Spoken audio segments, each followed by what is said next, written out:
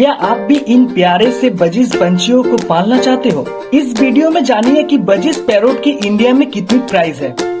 वैसे तो बजिस की बहुत सारे प्रजातियां मिलती है, मगर मैं आज बात करूंगी नॉर्मल सी बजिस पैरोट की कितनी प्राइस है इंडिया के अंदर। नॉर्मल बजिस सिंगल पीस में आपको 200 में मार्केट में इजीली अवेलेबल हो जाएगा। कहीं कहीं इनकी रेट 300 तक चला जाता है। अगर आप लोगों को बजिस के और भी म्यूटेशन की रेट जानना है तो चैनल को सब्सक्राइब करके कमेंट कर दो।